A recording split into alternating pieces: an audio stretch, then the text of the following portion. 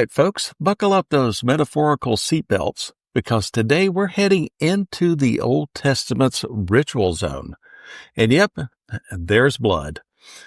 Ever wonder why the Bible gets so graphic about sacrifices? Like, is God really just into barbecue, or is there something deeper going on? Picture this. You're at a backyard grill out, but instead of ribs, it's a ram on the altar, and the sauce is symbolic life force. And here's the kicker. A single Hebrew word choice in Leviticus could be the difference between calling the Bible contradictory or calling it brilliant. Stick around, because this one's going to start in the splatter zone and end at the foot of the cross. Hey there, truth seekers. Welcome to the Bible Difficulties and Answers podcast. I'm your host, Lance Smith, and I'm excited you're here. If you're new, this is where we tackle those so-called Bible gotchas that skeptics love to lob, like theological curveballs, and believers sometimes sidestep like they're dodging rain in a Florida summer. But instead of dodging, we dig deep. And if you've been listening for a while, you know the rhythm. Clear thinking, grounded faith, and a few dad-level analogies to keep it human, like explaining quantum physics with pizza slices. Today, we're jumping into Leviticus. Yes, that's the book that scared off more Bible reading plans than Revelation ever has. It's the priest's manual that reads like IKEA instructions for building holiness. But hang in there, because once you understand what's really happening in these blood rituals, Leviticus becomes one of the most vivid pictures of God's mercy you'll ever read. Let's roll. Our challenge today comes from the Big Book of Bible Difficulties by Norman Geisler and Thomas Howe. Here's the issue. In Leviticus 3:2, the priest is told to splatter the blood against all sides of the altar, light mist, holy style. But in Deuteronomy 12:27, the command is to pour out the blood on the altar, full floodgates open. So which is it, sprinkle or pour? Is that a contradiction or just a detail we've misunderstood? If you're a skeptic right now yelling, "Gotcha!" from the back row, stay tuned. This is where the plot thickens. Geisler and Howe quote the great Jewish scholar Maimonides, who basically says, both are right. Part of the blood was sprinkled on the altar itself, and the rest was poured at its base. Two actions, one offering.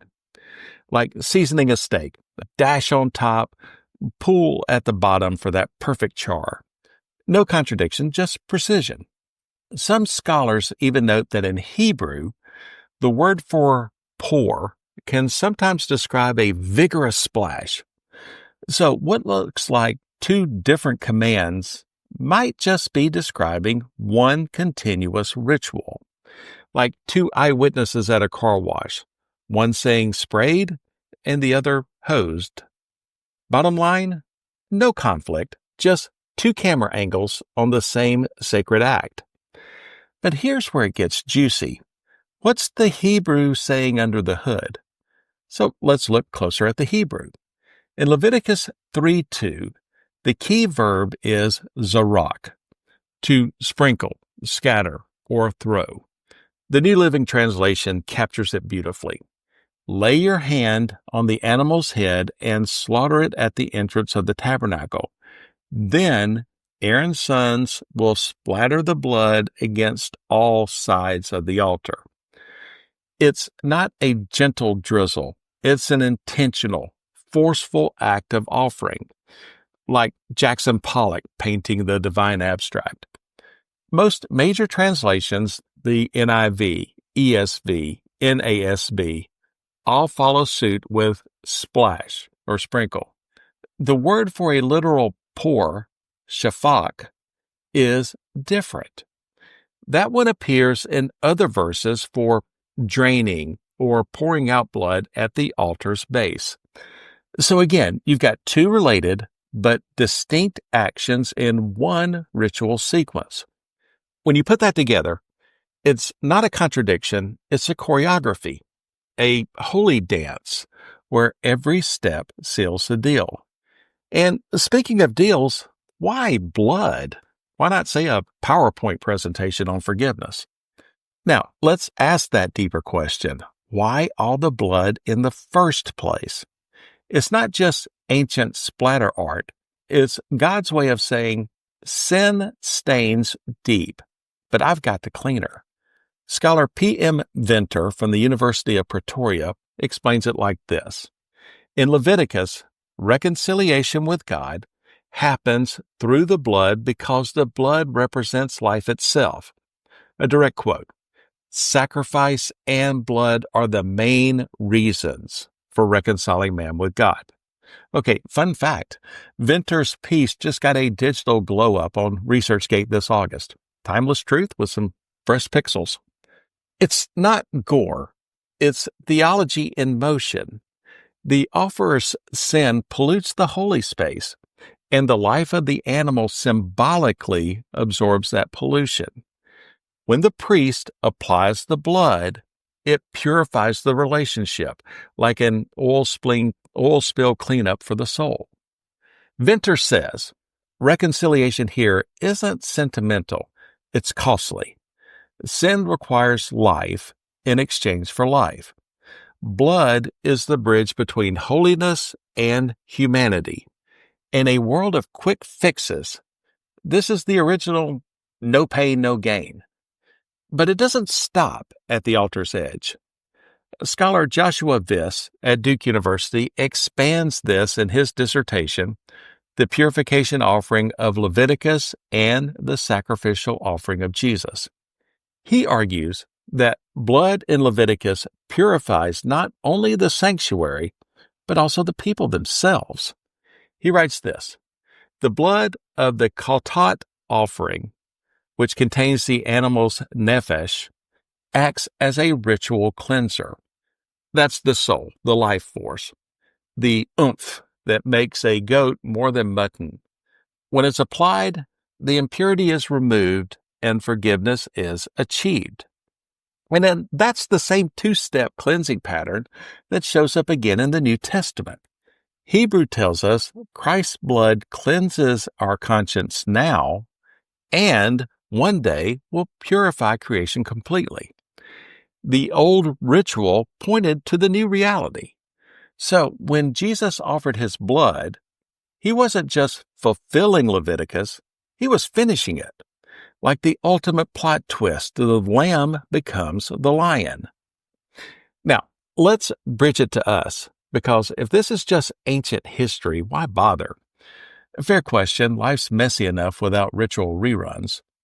David Mathis, writing for Desiring God, notes how Paul borrows the same imagery in Philippians 2:17 with this. Even if I am to be poured out as a drink offering upon the sacrificial offering of your faith, I am glad and will rejoice with you all. That's Levitical language. Paul's saying, my life is on the altar, poured out for God's glory, and you're good.